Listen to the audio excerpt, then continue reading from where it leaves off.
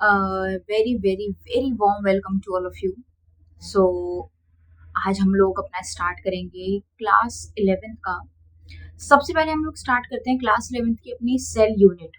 Actually होता क्या है कि बहुत सारे स्कूल्स में ये चीज़ होती है कि जो सबसे पहले चैप्टर स्टार्ट करवाया जाता है instead of the living world, हम लोग स्टार्ट करवाते हैं सेल, क्योंकि जो बहुत ज़्यादा बेसिक कॉन्सेप्ट है वो हमारा सेल और सेल साइकिल से आता है। तो इसके आगे की बहुत सारी चीज़ें ऐसी हैं जो हमारी सेल यूनिट से कोरिलेट कर रही होती हैं। इसीलिए सबसे पहले मैं आपको स्टार्ट करूंगी सेल। सेल के बाद में हम लोग स्टार्ट करेंगे अपना that is the second most chapter known as cell cycle. Okay, तो सबसे पहले हम लोग अपने स्टार्ट करते हैं। ये जो सेल है होपफुली बहुत सारे स्कूल के अंदर स्टार्ट हो चुका होगा।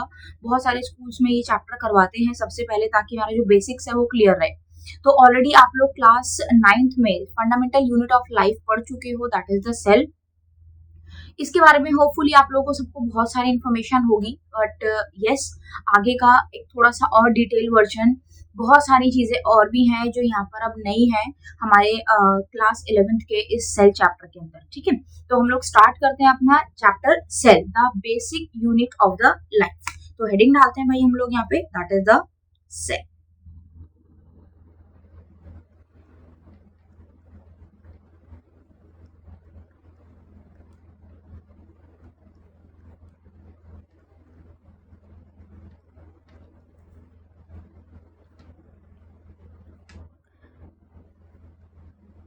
आई नो वेरी वेल कि आप सभी लोग जानते होंगे that all of the organisms they are made up of cell.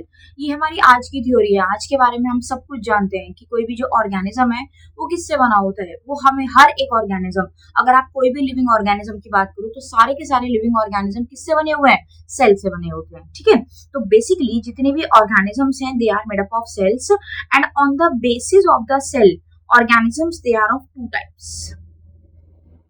On the basis of the cell organisms are of two type. कौन कौन से ऑर्गेनिज्म होते हैं? Very first, those organisms which are made up of only single cell, they are to be known as unicellular organism. Okay, तो first category that is the unicellular, and second most category that is known as multicellular.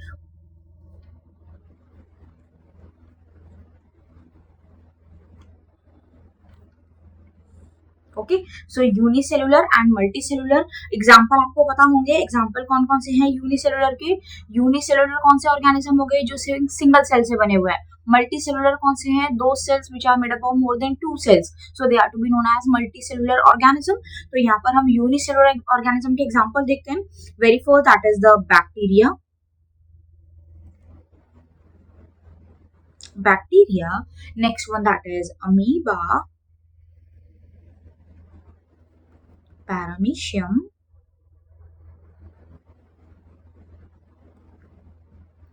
diatoms,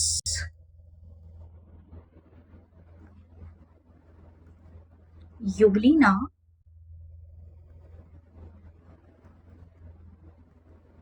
etcetera. ठीक है, same अगर हम लोग multi cellular की बात करें तो जो मोस्ट कॉमन एग्जांपल है हमारे मल्टी सेलुलर के वो कौन कौन से हैं? लाइक प्लांट्स हो गए हमारे, all of the plants they are multicellular. Next one that is animals, then fungi. Okay, and ऐसे बहुत सारी कैटेगरी। अगर आप एनिमल्स के अंदर भी देखो तो जितने भी हैं सारे फाइलम, मतलब बेसिकली सारे के सारे एनिमल्स जो हैं वो किससे बने हैं? मल्टी सेलुलर ऑर्गेनिजम्स हैं। बहुत सारे मल्टीपल सेल से मिलकर के बने हुए हैं। ओके ना। ना इसके बाद में एक चीज जो बहुत इंपॉर्टेंट है, जो हमको सबको पता होनी चाहिए, क्या कि भाई अगर हम लोग आपसे पूछें कि सेल बेसिकली कोई भी ऑर्गेनिज्म का डेवलपमेंट कैसे हुआ है, ऑर्गेनिजम्स कैसे बने हैं, उससे पहले कौन कौन से सिस्टम थे? तो यहाँ पर सबसे पहले there is atoms,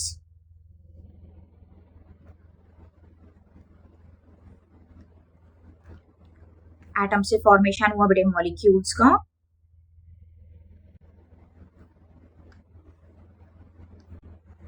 after molecule there is a formation of organelles,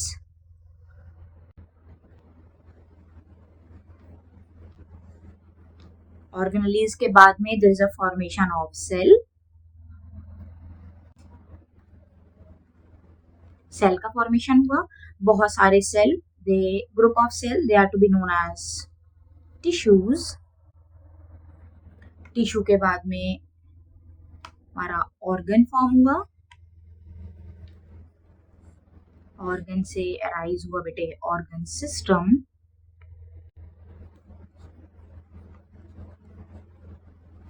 and organ system से आगे जो अराइजमेंट हुआ है that is the most important part known as organism. Got my point. तो यहाँ पर ये एक थोड़ा सा आप लोग याद कर लेना किस किस तरीके से क्या क्या चीजें जुड़ी हैं जिससे जाकर के ऑर्गेनिज्म का फॉर्मेशन हुआ है। तो एटम से मॉलिक्यूल, मॉलिक्यूल से ऑर्गेनेलीज, ऑर्गेनेलीज बहुत सारे ऑर्गेनेलीज एम्बेड हुए साइटोप्लाज्म में, उससे बन गया सेल, बहुत सारे सेल जुड़े उससे बन गए टिश्यूज, बहुत सारे टिश्यूज का एक्यूमुलेशन हुआ, फॉर्मेशन हुआ ऑर्गन्स का, एंड बहुत सारे जब ऑर्गन एक साथ काम करते हैं तो सिस्टम को हम लोग बोलते हैं organ system level of organisation. Okay, तो ये सारी चीजें, बहुत सारे टर्म्स ऐसे हैं जब हम लोग आगे प्लांट किंगडम देखते हैं, एनिमल किंगडम देखते हैं तो उसके अंदर बहुत सारी ये टर्मिनोलॉजीज यूज होती हैं। सो आपको ये चीज पता होनी चाहिए। ओके ना। So I think this is very much clear to all of you. Now will start the historical account associated with the cell. कैसे कैसे सेल का फॉर्मेशन हुआ, कैसे सेल अराइज हुआ, कैसे सेल की डिस्कवरी हुई, इसको हम लोग सारा हिस्टोरिकल अकाउंट में पढ़ेंगे। सो हिस्टोरिकल अकाउंट हेडिंग डाल देते हैं बेटे यहाँ पर।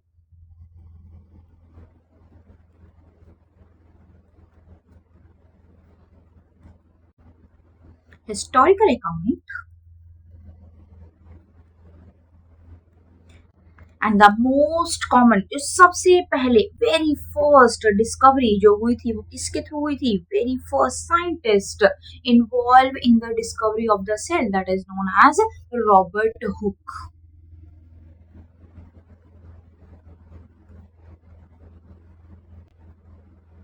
सो साइंटिस्ट रॉबर्ट हुक इन 1665 इन्होंने क्या करा था? इन्होंने कॉर्क की थिन स्लाइस का एक स्लाइड बनाया, स्लाइड को observed under his own design microscope and what he observe, वहां पर इन्होंने देखा there is a honeycomb like structure. Okay ना। सो यहाँ पर डिस्कवरी जो थी ये रॉबर्ट हुक के थ्रू यहाँ पर कुछ एक इस तरह से एक स्ट्रक्चर इनको विजिबल हुआ like this. This is known as honeycomb like structure.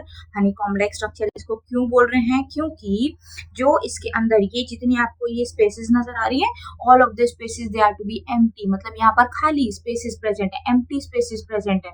Empty spaces present होने का मेन रीजन क्या रहता है कि जो यहाँ पर इसका लिविंग मटीरियल है that is the protoplasm, it will degenerate due to the degeneration of the protoplasm. ये जो सेल है ये कैसा हो गया? This cell it will become dead one. So the basic discovery of the cell, that is the dead cell, is to be discovered by scientist Robert Hooke. Okay, so ये क्या है? This represented as a cell wall. Okay, ये सारी जो आपको spaces नजर आ रही हैं, these spaces they are to be known as compartments. And nowadays these compartments they are to be known as cell. ठीक है, तो यहाँ पर ये जो स्ट्रक्चर था, this structure it is Honey comb like. ठीक है भाई, तो ये हनी कॉम्ब लाइक स्ट्रक्चर यहाँ पर ऑब्जर्व हुआ एंड इसी के हिसाब से अगर हम लोग देखें, so Robert Hooke basically what he discovered a dead cell.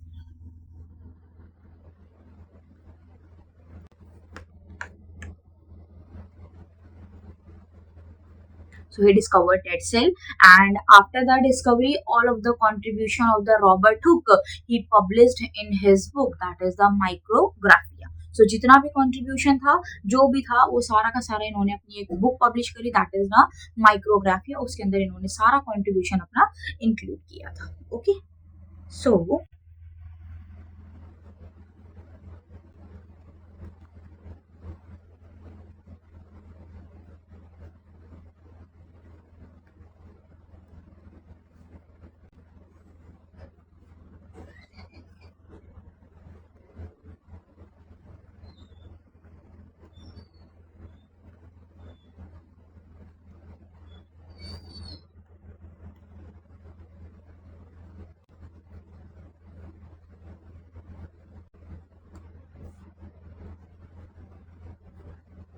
published his contribution.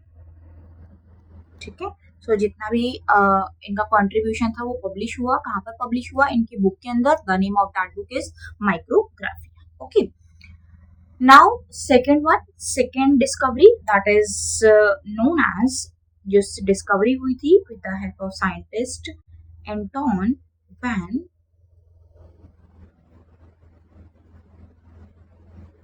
ल्यूवॉनहुक। कब हुई थी? In 1674।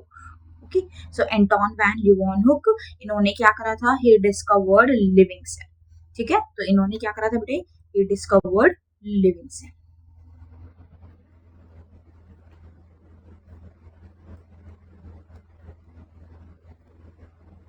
he discovered living cell. living cell की डिस्कवरी बेसिकली कहाँ पर थी? That is in the pond water. Okay, pond water के अंदर इन्होंने डिस्कवर किया था। नाउ थर्ड वन, एक मैं आपको बता देती हूँ यहाँ पर, that is the contribution of scientist Robert brown.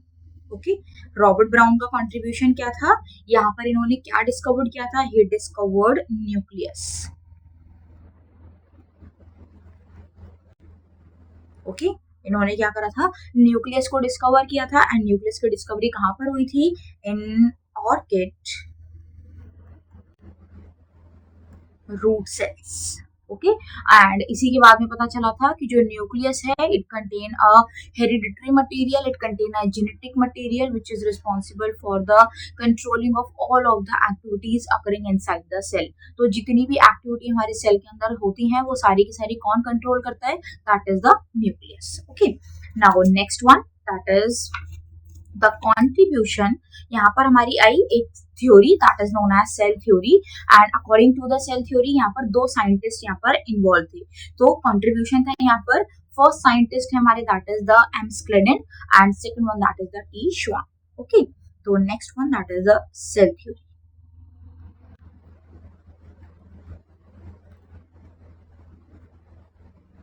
Okay, cell theory में क्या कॉन्ट्रीब्यूशन था? सबसे पहले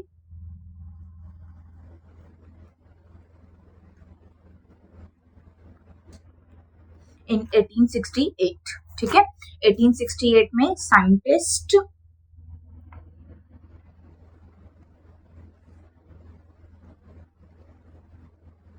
एम स्क्लेडन, ये कौन है भाई? He was a German botanist. ठीक है, तो इन्होंने क्या काम किया था? इनका जो कंट्रीब्यूशन था वो क्या था? इन्होंने बहुत सारे प्लांट्स को ऑब्जर्व किया, एग्जामिन किया। एंड आफ्टर द एग्जामिन इन्होंने कहा था कि जितने भी प्लांट्स हैं, all of the plant they are made up of cell and their product. ठीक है, जो इनके टिश्यूज हैं, बेसिकली हर एक जो भी प्लांट है वो किससे बना हुआ है? सेल से बना हुआ है। ठीक है, सो यहाँ पर a large number of plant, a large number of plants are observed। ठीक है, जितने भी प्लांट्स हैं वो सब ऑब्जर्व किए गए। And hence all plants they are composed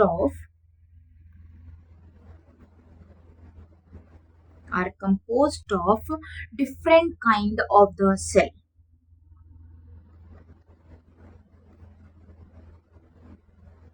are composed of different kind of cell। ठीक है, that is the tissues। ठीक है, तो बहुत अलग अलग टाइप के सेल, अलग अलग टाइप के टिश्यूज से कोई भी जो प्लांट सेल है वो फॉर्म हो रखा है। ठीक है ना, तो ये यहाँ पर थ्योरी थी साइंटिस्ट एम स्क्लेडन की। नाउ इसके बाद में इन 1839 सेकंड साइंटिस्ट थे that is known as T श्वान।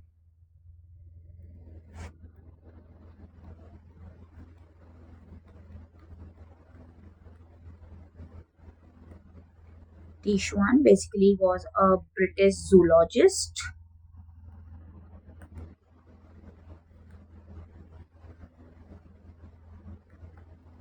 ठीक है, ये कौन है? ब्रिटिश जूलॉजिस्ट हैं और इन्होंने क्या करा था, बहुत सारे एनिमल्स के ऊपर रिसर्च किया, बहुत सारे एनिमल्स को ऑब्जर्व किया एंड अगेन सेम बात इनकी थी कि जितने भी एनिमल्स हैं, all of the animals they are made up of cells. ठीक है, तो जितने भी एनिमल्स हैं वो किससे बने हुए हैं? यहाँ पर all of the animal they are made up of cell. तो he studied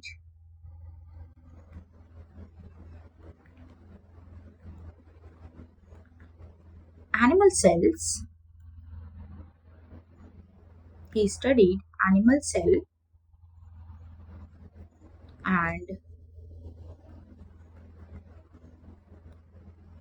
and reported that cell had a thin outer layer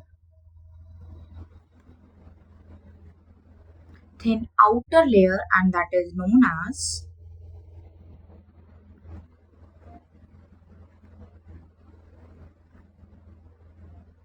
cell। ठीक है, तो इन्होंने देखा जितने भी एनिमल्स हैं सारे के सारे एनिमल सेल से बने हुए हैं और सेल, जो भी एनिमल सेल है, हर एक एनिमल सेल के बाहर एक आउटर मोस्ट कवरिंग प्रेजेंट थी। That outermost covering it is known as cell membrane. But जब इन्होंने प्लांट सेल्स के ऊपर देखा तो इन्होंने एक चीज देखी, that plant cells they possess two layer. Okay, जो सबसे आउटर मोस्ट लेयर थी that is known as cell wall and inner to the cell wall there is a presence of cell membrane. तो ये जो सेल वॉल प्रेजेंट है plants के अंदर, this is the most important characteristic feature in case of the plant cells. ठीक है, सो यहाँ पर इन्होंने प्लांट के ऊपर भी स्टडी करी। So studied on plants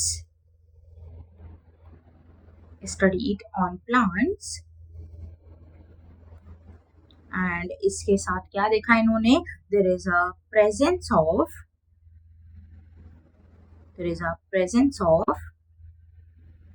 cell wall and that cell wall, it is a unique feature।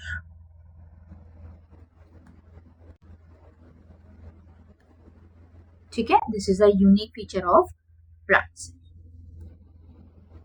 Okay भाई, सो इसी के बिहाफ पे on the basis of the Schwann he propose the hypothesis that is the cell theory and according to the cell theory all of the living organisms they are made up of cells. ठीक है, जितने भी living organism है वो किससे बने हुए हैं? सेल से बने हुए हैं। हर एक सेल के अंदर there is a mass of protoplasm, सबके अंदर एक प्रोटोप्लाज्मिक लिविंग मटेरियल प्रेजेंट है that is known as protoplasm. और इसके साथ साथ जितनी भी एक्टिविटीज होती हैं, all of the activity occurring inside the living organism is a sum total of all the activities occurring inside the cell। तो जितनी भी एक्टिविटी किसी लिविंग ऑर्गेनिज्म के अंदर हो रही है, अगर वो हम सम टोटल कर दें तो वो किसी एक्टिविटी हो जाएगी? सेल की एक्टिविटी हो जाएगी। तो जो फर्स्ट पॉइंट है हमारा that is all living organisms they are made up of cell, इसके बिहाफ पे हम कह सकते हैं that cell is the structural unit of life. Okay, structural unit of living organism. और जो लास्ट पॉइंट है हमारा एक्टिविटीज वाला, इसके हिसाब से हम लोग कहते हैं that cell is the functional unit. So इसी वजह से हम लोग बोलते हैं that cell is the structural and functional unit of all living organism. Okay, so यहाँ पर एक बार लिखते हैं हम लोग सेल थ्योरी बेसिकली क्या थी। ठीक है, so on the basis of the श्वान, on the basis of Schwann, on the basis of Schwann, on this basis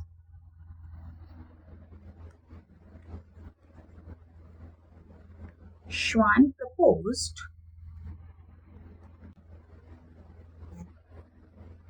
hypothesis. On this basis Schwann proposed hypothesis, that is the bodies of plants and animals, the bodies of plants and animals are composed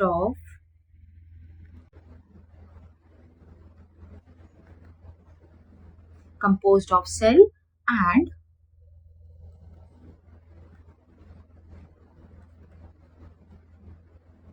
product। cell. Okay, so यहाँ पर there is अ, ठीक है, ये हमारी बात थी ना। इसके हिसाब से जो सबसे फर्स्ट पॉइंट है that is all living organism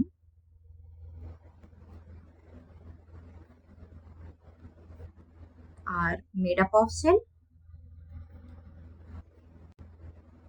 All living organisms, they are made up of cell. On this basis, it is a structural unit.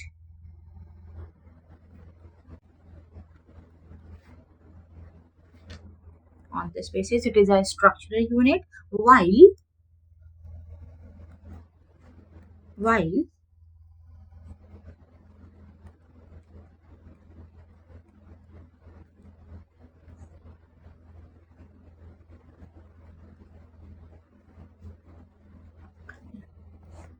activities of all organism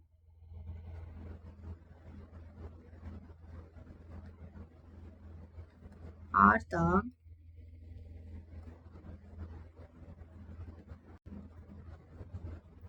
the outcome of sum total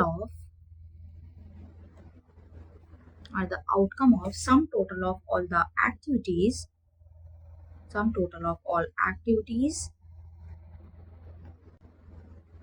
and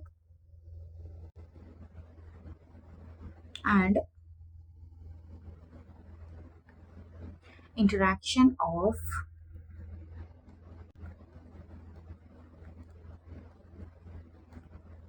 its constituents. So on this basis, it is known as functional unit.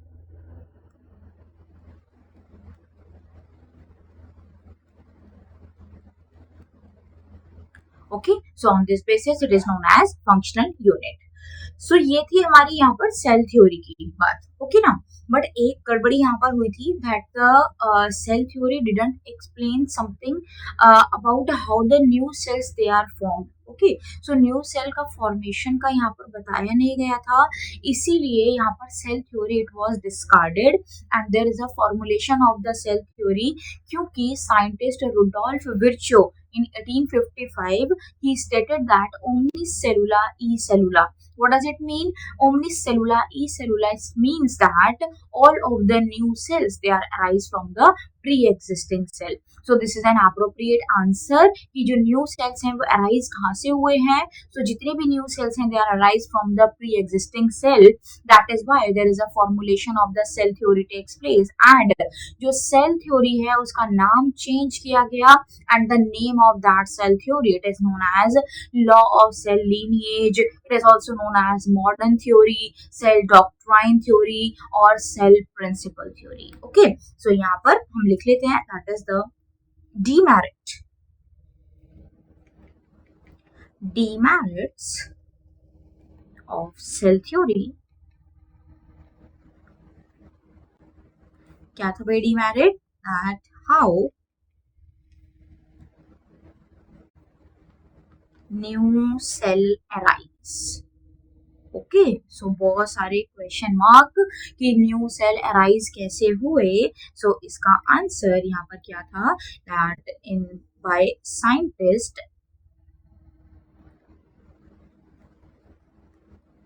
Rudolf Virchow in 1855 he stated that omnis cellula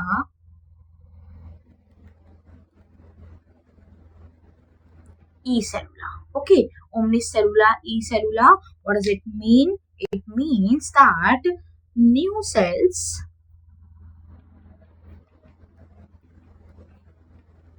arise from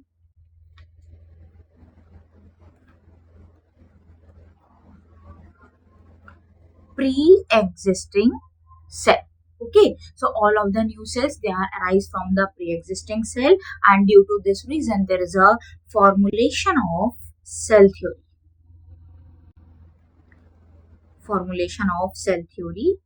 And formulation of cell theory इसके अंदर क्या चीज थी? First point same है that all of the living organisms they are made up of cell. All living organism all living organisms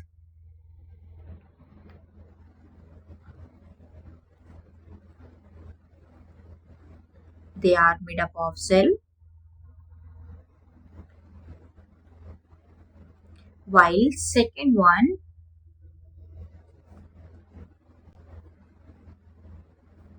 all new cell arise from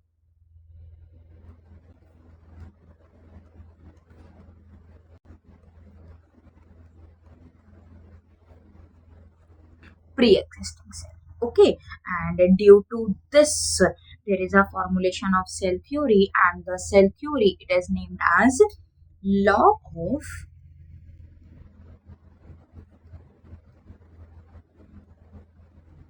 cell lineage.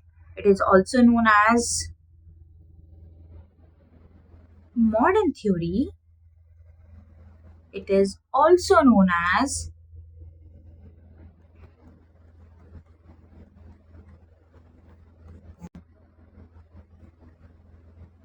cell doctrine theory or cell principle theory. ठीक है, so this is about the contribution with respect to the scientist, but this ये जो हमारा last जो formulation हुआ cell theory का, this formulation ये सभी के सभी organisms के लिए valid है, except there is a few exception किस किस के लिए ये यहाँ पर वैलिड नहीं है, that is all of the viruses, जितने भी हमारे वायरस हैं, मैमेलियन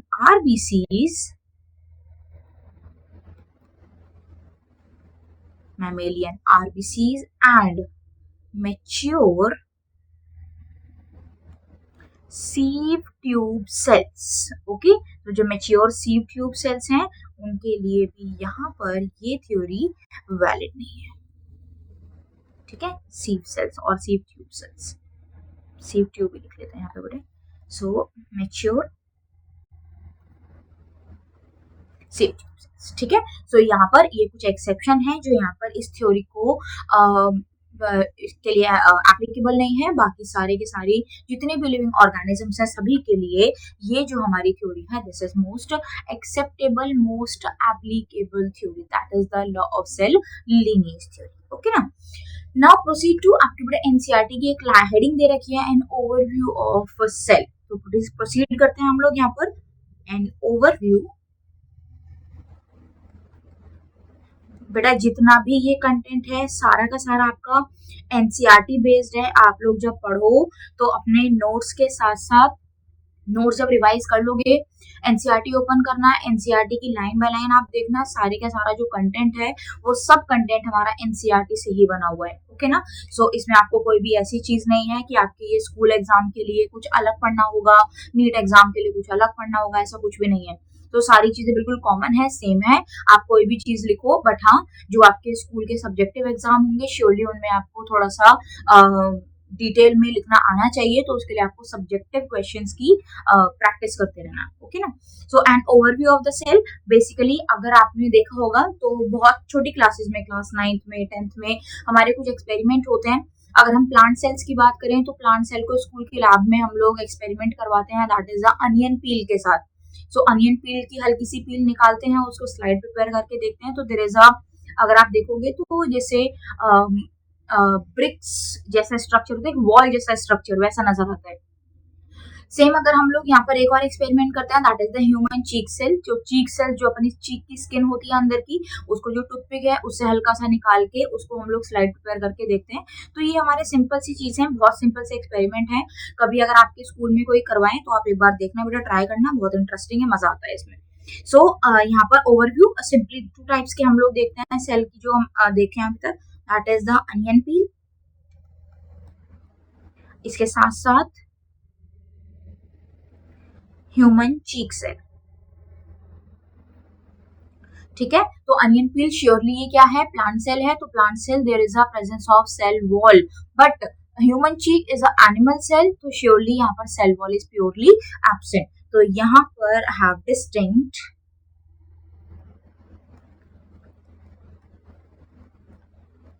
डिस्टिंक्ट सेल वॉल और यहाँ पर अगर आप देखोगे सो नो सेल वॉल। ठीक है, सो इसी के बिहाफ पे अगर हम देखते हैं तो जो सेल हैं basically they are of two types.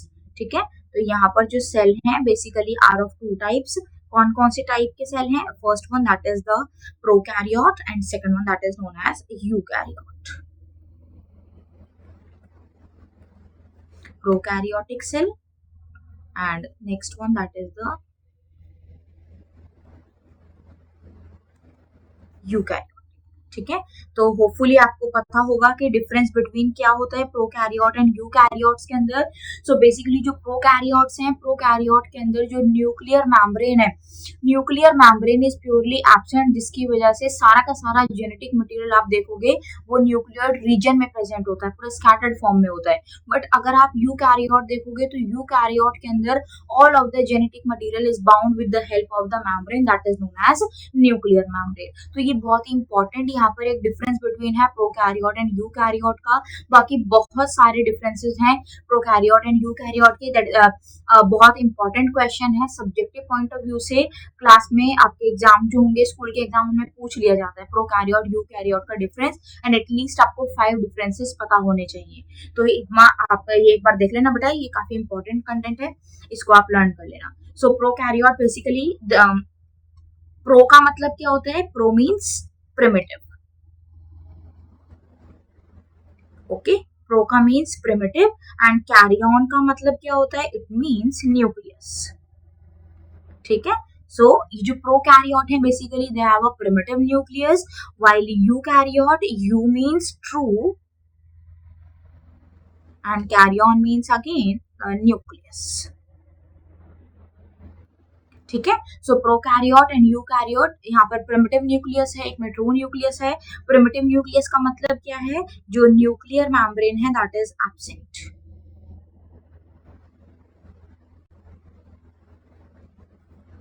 Nuclear membrane is absent and यहाँ पर न्यूक्लियर मेम्ब्रेन बेटे प्रेजेंट होती है।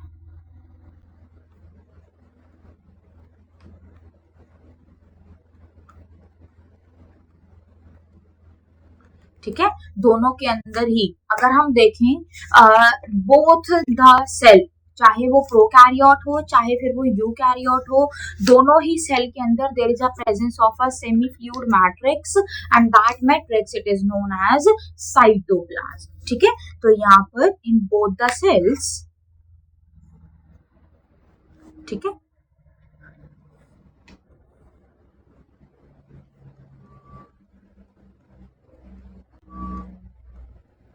both type of cell there is a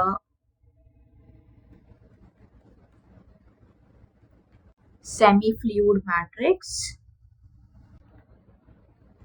ठीक है, सेमी फ्लूइड मैट्रिक्स है, और ये जो सेमी फ्लूइड मैट्रिक्स है इसको क्या बोलते हैं हम? That is known as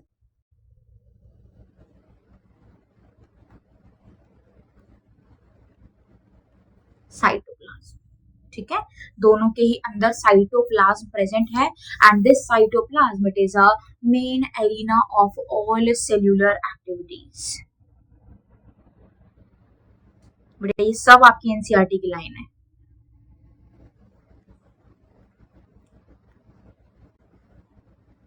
main arena of all cellular activities. ठीक है, सो प्रोकैरियोट यूकैरियोट में एक डिफरेंस आपको ये समझ में आ गया होगा कि जो जेनेटिक मटेरियल है that is not bound with the help of the nuclear membrane in case of the prokaryote, while in eukaryote nuclear membrane present होती है, तो जिसकी वजह से सारा का सारा जेनेटिक मटेरियल हमारा बाउंड रहता है। इसके साथ साथ आपको ये भी पता होगा कि जो प्रोकैरियोट्स हैं, प्रोकैरियोट के अंदर all of the membrane bound cell organelles they are absent. ठीक है, कोई भी membrane bound cell organelle present नहीं होती है प्रोकैरियोट के अंदर। यूकैरियोट के अंदर all of the membrane bound cell organelle they are present. एक बहुत इंपॉर्टेंट क्वेश्चन है, पूछा जाता है ऐसा कौन सा सेल ऑर्गेनली है जो बोथ प्रोकैरियोट एंड यूकैरियोट दोनों के अंदर प्रेजेंट होता है। So the answer is ribosomes. इकलौता राइबोसोम एक ऐसा सेल ऑर्गेनली है जो बोथ प्रोकैरियोट एंड यूकैरियोट के अंदर एब्सेंट होगा। और जो सबसे इंपॉर्टेंट चीज है वो क्या है कि जो राइबोसोम्स हैं उनके पास में कोई भी मेम्ब्रेन प्रेजेंट नहीं होती है। So they are non membranous cell organelle. Okay ना। सो इसके बिहाफ पे यहाँ पे जो यूकैरियोटिक सेल है, यूकैरियोटिक सेल, इनके पास प्रेजेंट होते हैं some membrane bound cell organelles. ठीक है, तो इनके पास कुछ मेम्ब्रेन बाउंड सेल ऑर्गेनली हैं और कुछ non membrane bound cell organelle होते हैं। तो इसके बिहाफ पे हम लोग यहाँ यूकैरियोटिक सेल को 2 पार्ट में डिवाइड करते हैं।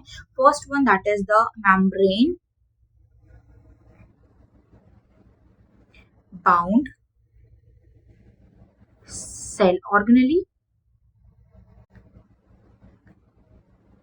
and second one that is the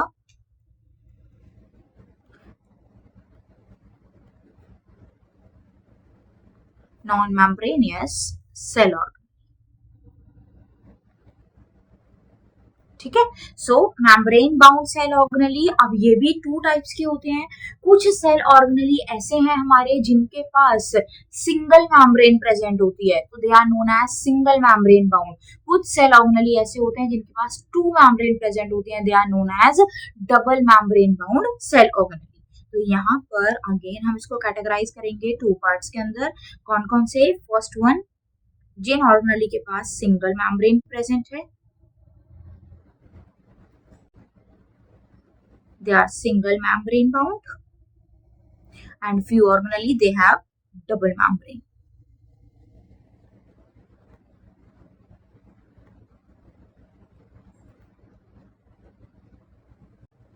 ठीक है, सो जो single membrane bound cell organelles हैं इनके एग्जांपल मैं यहाँ पर लिख रही हूँ, बहुत इंपॉर्टेंट है बेटे। Single membrane bound cell organelle कौन कौन से हैं यहाँ पे? Very first that is the endoplasmic reticulum, next one that is the Golgi bodies, third one that is the lysosomes, vacuoles, and also microbodies। ठीक है, तो माइक्रोबॉडीज बेटे मैं आपको यहाँ पर 3 डिफरेंट टाइप की माइक्रोबॉडीज करवाऊंगी। Very first that is known as peroxisome, next one that is the glyoxysome, and last one that is known as spherosomes. तो ये 3 सेल ऑर्गेनलीज हैं, बहुत इंपॉर्टेंट है। जो सबसे मोस्ट इंपॉर्टेंट है that is the peroxisome. Okay ना। So next one that is the double membrane bound cell organelle. Example बताओ कौन कौन से हैं इसके? Example that is the first most important power house of the cell known as mitochondria. Okay, first one is mitochondria, next one is plastids, and then nucleus। ठीक है, इसके बाद में हमारे यहाँ पर है that is the non membranous cell organelle. Non membranous cell organelle के यहाँ पर जो एग्जांपल हैं, first example that is the ribosomes. Okay, so ribosomes अलग अलग कैटेगरी के होते हैं, अलग अलग on the basis of the sedimentation coefficient. जो राइबोसोम्स हैं वो 2 टाइप्स के हैं। एक होते हैं 70s टाइप सेडिमेंटेशन कोएफिशिएंट, जिससे स्वेडबर्ग यूनिट हम कहते हैं, और दूसरे होते हैं हमारे 80s टाइप। तो जो एक है हमारा यहाँ पर 70s and second one that is the 80s। ठीक है, तो जो प्रोकैरियोट्स हैं, जितने भी प्रोकैरियोट हैं, सभी प्रोकैरियोट के अंदर 70s टाइप राइबोसोम्स प्रेजेंट होंगे। जितने भी यूकैरियोट हैं उनके अंदर ये बेसिकली जो हम cytoplasm, with respect to the cytoplasm अगर बात करें तो 70s टाइप राइबोसोम प्रोकैरियोट में प्रेजेंट है, 80s टाइप हमारे यूकैरियोट के अंदर प्रेजेंट होते हैं। ठीक है, और इसके साथ साथ अगर हम लोग सेल ऑर्गेनली की भी बात करें तो यूकैरियोट के अंदर जो माइटोकॉन्ड्रिया एंड प्लास्टिड्स हैं इन दोनों के अंदर there is a presence of 70s type ribosomes. ठीक है, तो यहाँ पर दो अलग अलग कैटेगरी हैं। एक कैटेगरी हमारी that is the 70s type ribosome, second हमारे होते हैं 80s टाइप राइबोसोम। अगर हम लोग साइटोप्लाज्म में देखें तो प्रोकैरियोट के साइटोप्लाज्म के अंदर 70s टाइप राइबोसोम प्रेजेंट होते हैं, यूकैरियोट के साइटोप्लाज्म के अंदर 80s टाइप राइबोसोम्स प्रेजेंट होते हैं। इसके साथ साथ जो यूकैरियोट्स हैं उनके सेल ऑर्गेनली, दो सेल ऑर्गेनली हैं, माइटोकॉन्ड्रिया एंड प्लास्टिड। इन दोनों सेल ऑर्गेनली के अंदर स्पेसिफिकली अलग से इनके राइबोसोम प्रेजेंट होते हैं which is of 70s type. तो ये थोड़ा सा ध्यान रखना बड़ा इंपॉर्टेंट चीज है। इसके साथ साथ यहाँ पर जो सेकंड इसका एग्जांपल है that is known as centrioles.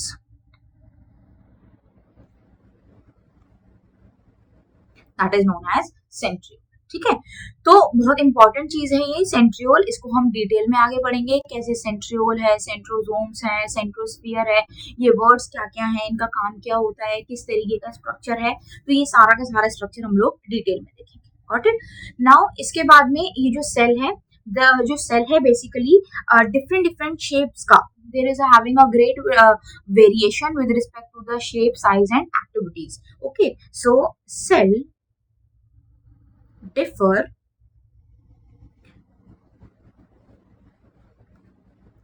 greatly in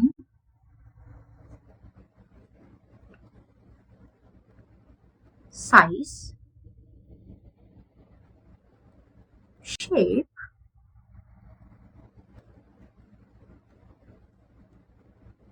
and activities. ठीक है, सो अगर हम लोग देखें यहाँ पर मैं कुछ आपको एग्जांपल लिखवा रही हूँ साइज के।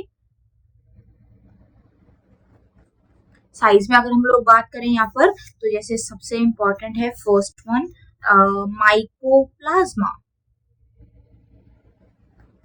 Mycoplasma is a smallest bacteria. ठीक है बेटे, सो ये जो स्मॉलेस्ट बैक्टीरिया है इसका जो साइज है that is 0.3 micrometre in length. Okay, next one that is the, अगर हम बैक्टीरिया के सेल का देखें तो about 3 to 5 micrometre in length. Okay, next one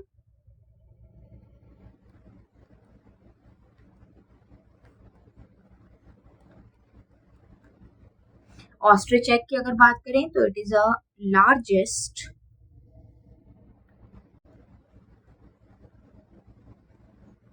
isolated single cell about up to 80 centimetre. ठीक है, तो जो 18 सेंटीमीटर तक का इसका साइज आराम से होता है। Next one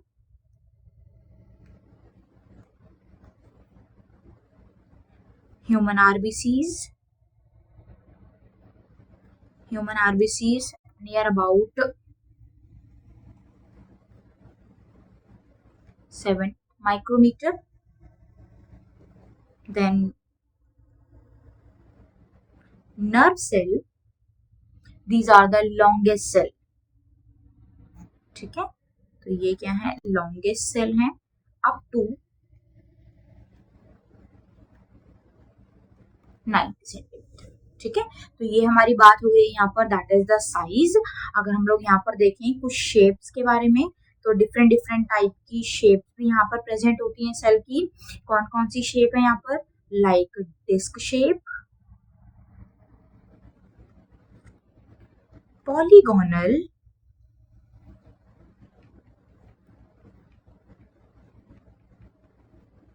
columnar,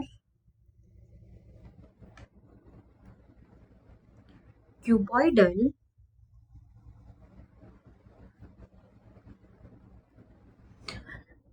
thread line. ठीक है, तो जो सेल है डिफरेंट डिफरेंट के सेल होते हैं, डिफरेंट डिफरेंट शेप्स होती हैं और इनके डिफरेंट डिफरेंट फंक्शंस भी होते हैं। ठीक है, so they perform different function. Got it?